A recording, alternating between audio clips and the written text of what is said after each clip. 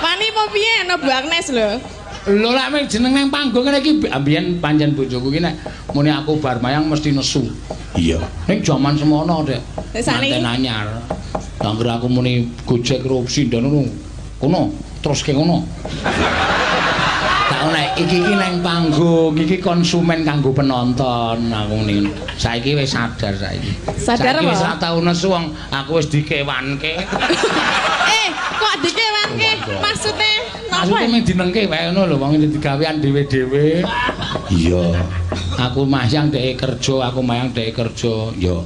Nek ketemu ming nek pas prei we sok tak jak pit-pitan. Yo karo anak-anak kuwi. Oh ya ora apa-apa dienggo menjalin apa?